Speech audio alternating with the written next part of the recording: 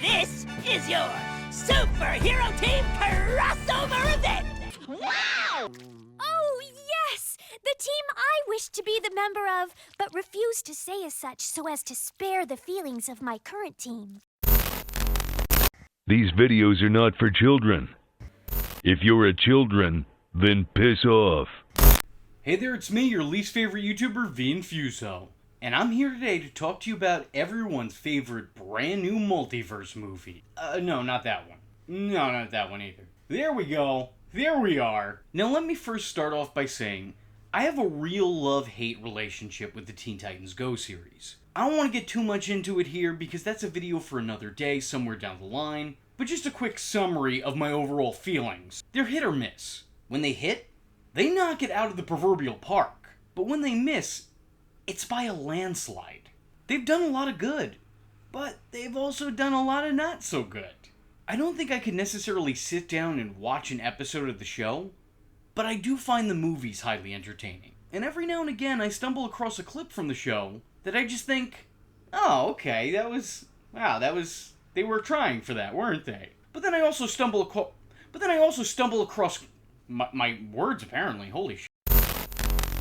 But then I also stumble across clips of the show that look like this, and I'm like, oh, wow, they, no, not for me.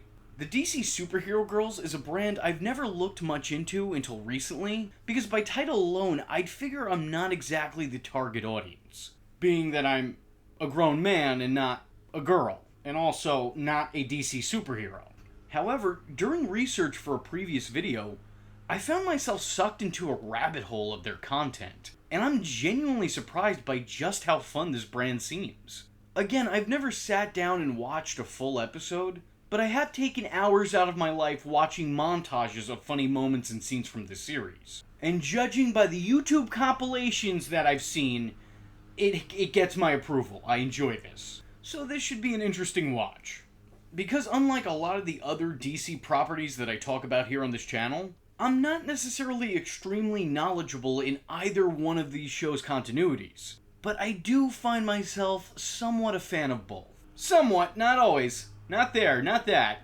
Please take that off my screen. I do not like it.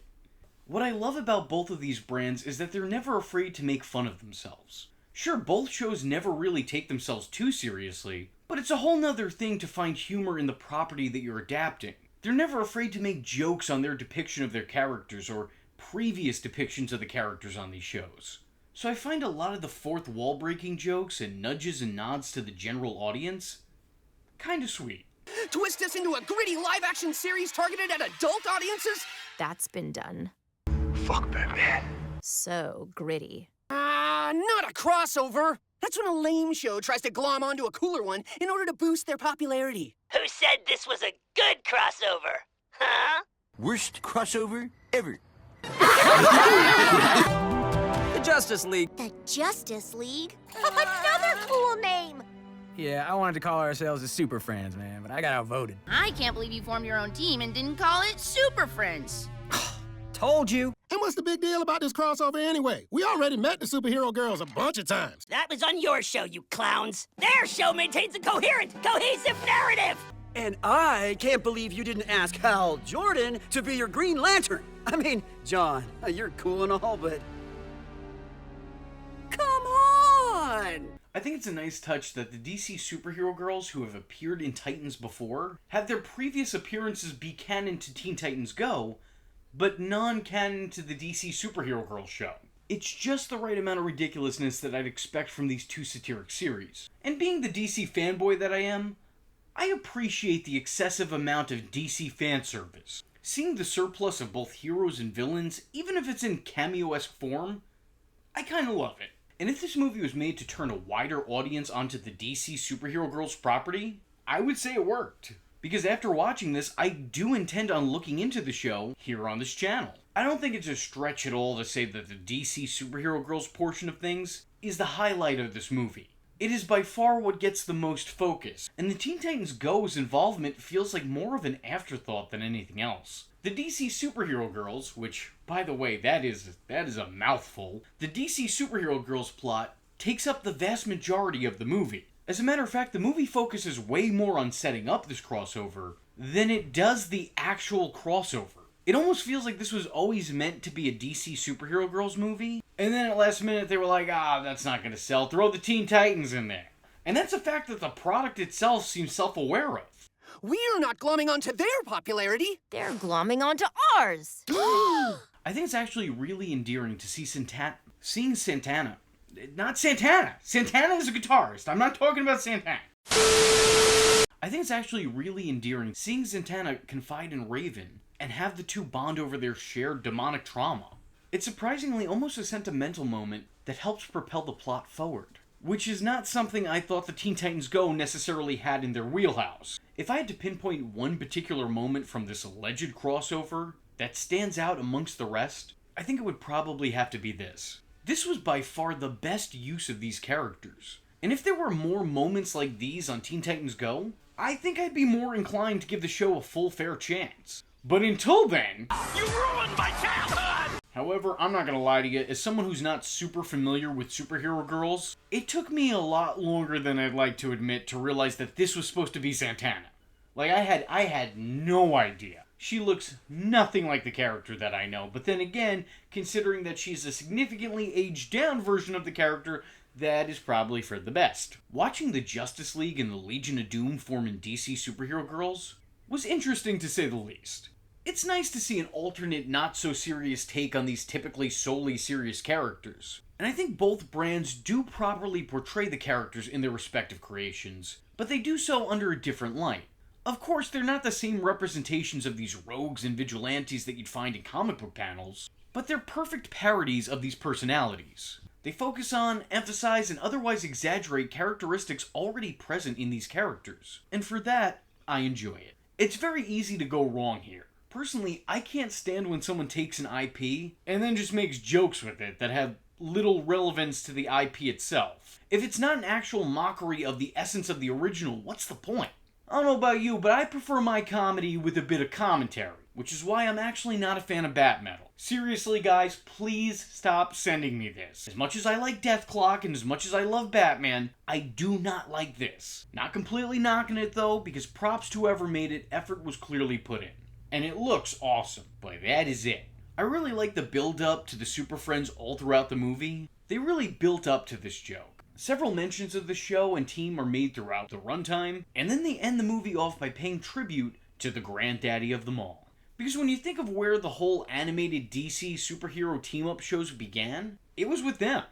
The Super Friends were the OGs. And even now today, they're the OGs. Now they're just the, oh gee, please take that off my screen. I do not want to watch Hanna-Barbera. I totally get them paying homage to what came before, and I think it was really great of them to do so. And I hate to be a backseat creator here, but I would've, and still would like, to see both these properties cross over in some form or fashion with Justice League action. I think a three-way crossover would feel all too natural with these properties, and I can't imagine how all of these wouldn't somehow down the line intersect. All three of them are campy, goofy, lighthearted takes on the DC characters, treating the property more as parody. So I would really like to see them intersect somewhere down the line, especially with the relevance of multiverses and pop culture all of a sudden. I think it's all too natural of a concept, and if this doesn't happen, then I will be upset. I also find myself a really big fan of the voice acting in this. Obviously, I've always loved the Teen Titans cast, from all the way back in my childhood when they were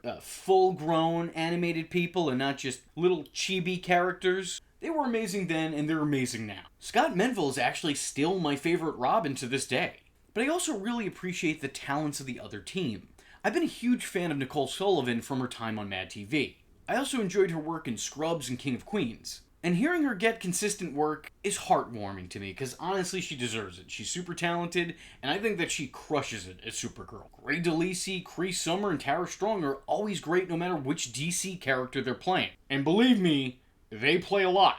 Will Friedle is a surprisingly competent Lex Luthor, which I would not have foreseen. And whoever decided Aquaman should just be a wetter Matthew McConaughey is an absolute genius. I think the strongest element of this movie, and probably these properties in general, are the friendships amongst the teams. As someone who isn't a huge fan of either show, the movie does a good job of showcasing the connection between this community of do-gooders. I genuinely enjoy seeing them solve their problems, whether it be inter-team turmoil or facing foes past and present. Even when it's not offering you something laugh-out-loud funny, it does offer up some really endearing moments. Ultimately, I think this makes for a cute little story that doesn't take itself too seriously. It's a fun adventure with funny moments throughout.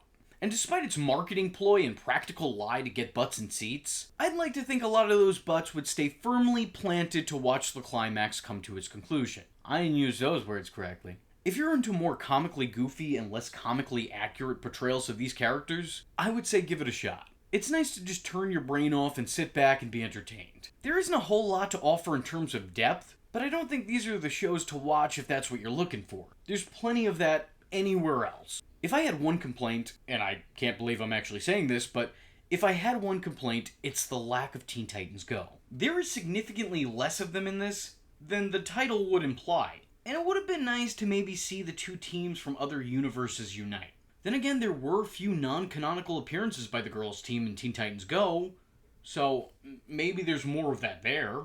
But it's just weird that this was promoted as a full-time crossover, when really the Teen Titans' involvement is just a glorified cameo. Although glorified is a term that I use very lightly when talking about Teen Titans Go.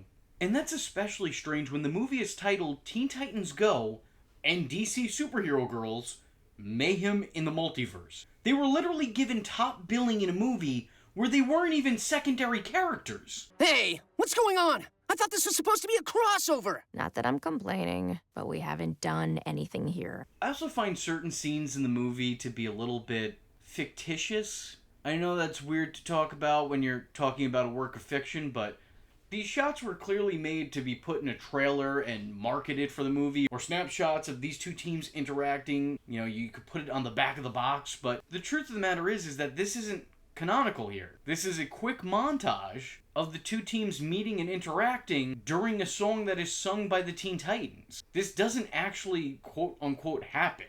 So it just feels like an intentional lie. Regardless of it all, I find this movie highly entertaining. It's definitely not going up there in my top 5 or top 10, but it was a fun watch, and I wouldn't mind rewatching it again. If you've never seen either property, I would say that this is a fair representation of both, so check it out. With all that being said, I was your least favorite YouTuber, Infuso, and I thank you for watching.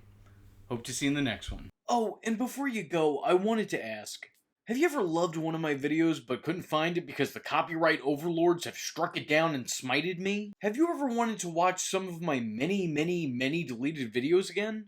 Have you ever wanted me to review something specific? Like, we're talking a whole ass review at your own request. Have you ever wanted early access to my content weeks or even at times months before it comes out on the channel? Well, if the answer to all above is yes, you're in luck. All of these things are a possibility with the relaunch of my Patreon, so feel free to check it out, and sign up for all the rewards I mentioned and all the ones I didn't. Link in the description below. I am vengeance. I am the night, and that was Infuso. Just remember, if you're not tuning in, then you're missing out. So, if you like the words that came out of his mouth hole, and you too would like to become a V-generate, don't forget to like and subscribe. Thanks for watching, nerds! And if you're not joining the fun, you're in for one bad day. And you know what they say about having one bad day?